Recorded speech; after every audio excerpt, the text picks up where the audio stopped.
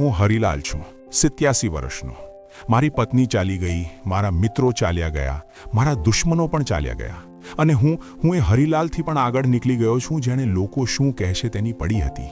આજે હું અહીં બેઠો છું અને હું જાણું છું કે મારો સમય નજીક આવી રહ્યો છે. પણ જવા પહેલાં તમને કંઈક કહેવું છે, કારણ કે તમે ખૂબ મોટા જુઠ્ઠાણામાં જીવી રહ્યા છો. અને સૌથી ભયંકર વાત એ છે કે તમને ખબર પણ નથી. તમે વિચારો છો કે તમારી પાસે સમય છે, ઘણો સમય છે.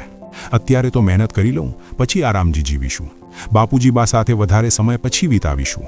તીર્થયાત્રા તો પછી કરી લઈશું. મારા બાળકો મોટા થાય પછી એમની સાથે સમય કાઢીશ. પછી પણ હું તમને એક સત્ય કહું, એ પછી ક્યારેય આવતું નથી.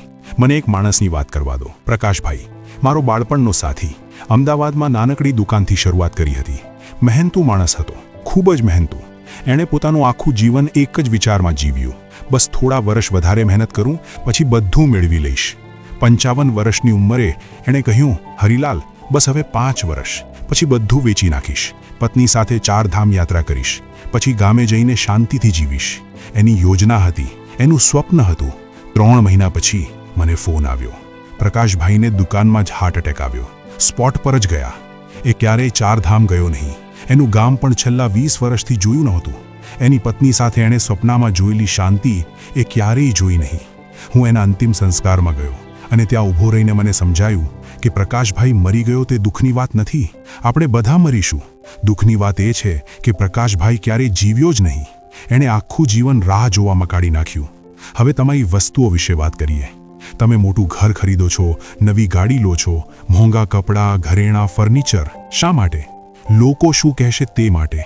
હું તમને એક વાત કહું, મારી પાસે પણ બધું હતું. મોટું ઘર હતું, 2 ગાડી હતી. લોકો મને શેઠ કહેતા. અને આજે હું અહીં બેઠો છું, એક નાનકડા ઓરડામાં, એક પલંગ, એક ખુરશી, મારી પત્નીનો ફોટો. અને હું તમને સંપૂર્ણ સ્પષ્ટતાથી કહું છું, બાકીનું બધું કચરો હતો.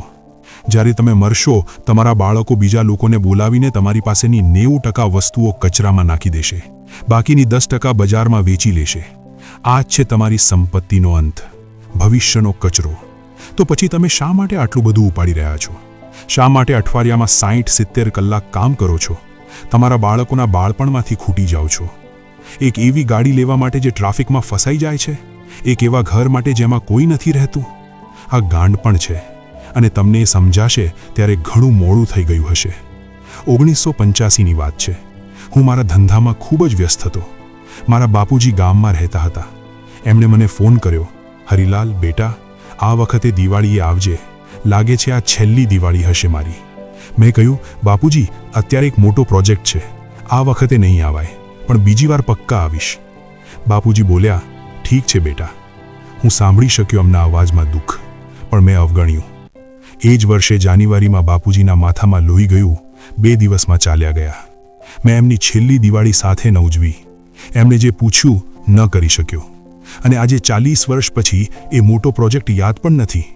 પણ બાપુજીનો છેલ્લો ફોન, એ અવાજ, ઠીક છે બેટા, એ મને આજે પણ સતાવે છે. મારા બાપુજી મારાથી ગર્વ અનુભવતા હતા, પણ એમને મારી જરૂર હતી. માત્ર એક દિવાળી. અને હું વ્યસ્ત હતો. તમારી પાસે પણ એવા લોકો છે જેમને તમારી જરૂર છે. તમારા બાપુજી બા, તમારા બાળકો, તમારા ભાઈ બહેન. અને તમે વિચારો છો કે સમય છે, પણ નથી. એક દિવસ તમારે તમારા બાપુજીને છેલ્લી વાર મળવાનું રહેશે. તમને ખબર નહીં પડે ક્યારે, પણ થશે. એક દિવસ તમારે તમારા બાળકને છેલ્લી વાર ખોળામાં લેવાનું રહેશે. એક દિવસ તમારી પત્ની સાથેનો છેલ્લો ભોજન હશે. તમને ખબર નથી એ દિવસ ક્યારે આવશે. આજે હોઈ શકે, આવતીકાલે હોઈ શકે, 10 વર્ષ પછી હોઈ શકે. પણ જો તમે દરેક ક્ષણ આ વિચારથી જીવો, તો તમે કોઈ પળને હલવાશથી નહીં લો. તો પછી શું મહત્વનું છે? હું તમને એક વાત કહું. જ્યારે હું અહીં એકલો બેઠો હોઉં છું, હું શું યાદ કરું છું? મારા ધંધાના સોદા, મારી સફળતાઓ, મારો પૈસો? ના. હું યાદ કરું છું રવિવારની સવારે મારી પત્ની સરલાબેન સાથે ચા પીતા. હું યાદ કરું છું મારી દીકરીનું હાસ્ય જ્યારે 4 વર્ષની હતી. હું યાદ કરું છું ગામમાં મારા ભાઈ સાથેના વાતચીત. આ જ એકમાત્ર સંપત્તિ છે, પ્રેમ, સમય, સંબંધ. તો મારો તમને પડકાર છે, મારો સંદેશ છે. નંબર 1, તમારા અહંકારને મારી નાખો. તમને ડર છે કે લોકો શું કહેશે, પણ કોઈ તમને જોતું નથી. બધા પોતાની જ ચિંતામાં છે. જે રિસ્ક લેવી છે લો, જે વ્યવસાય શરૂ કરવો છે કરો, જે કહેવું છે કહો. લોકોનો અભિપ્રાય તો એમની સાથે જ જમીનમાં જશે. નંબર 2, છેલ્લી વારનો અભ્યાસ કરો. દરેક વસ્તુ કરતા વખતે વિચારો કે એક દિવસ આ છેલ્લી વાર હશે. છેલ્લી વાર તમારા બાપુજીને મળશો, છેલ્લી વાર તમારી માની હાથની રોટલી ખાશો, છેલ્લી વાર તમારા બાળકને શાળાએ મૂકવા જશો.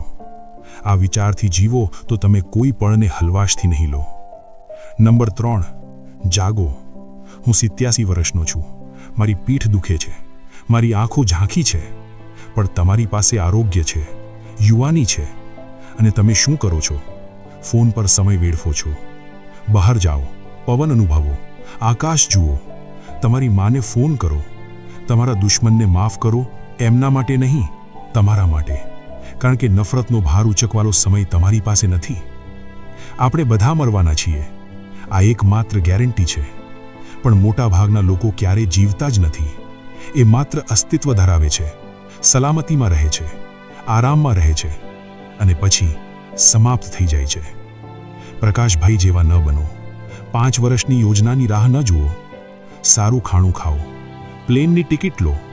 પહેલાં હું તને પ્રેમ કહું છું કહો, કારણ કે ઘડિયાળ ચાલી રહી છે. તમને સંભળાય છે? આ તમારા જીવનનો અવાજ છે, નાશ પામતા. તેને ખાલી નાશ ન પામવા દો. હું થાકી ગયો છું હવે, પણ તમે નથી. તમારી પાસે હજુ સમય છે, થોડો સમય છે, પણ છે. તેનો ઉપયોગ કરો. અને યાદ રાખો કે એક દિવસ તમે પણ અહીં બેઠા હશો જ્યાં હું બેઠો છું, વૃદ્ધ, એકલા, પાછળ જોતા. અને તે દિવસે તમને શું યાદ આવશે? તમે શું કર્યું કે તમે શું નહોતું કર્યું? પસંદગી તમારી છે. આજનો દિવસ, અત્યારનો અક્ષણ, તમે તેની સાથે શું કરશો? જય શ્રી કૃષ્ણ.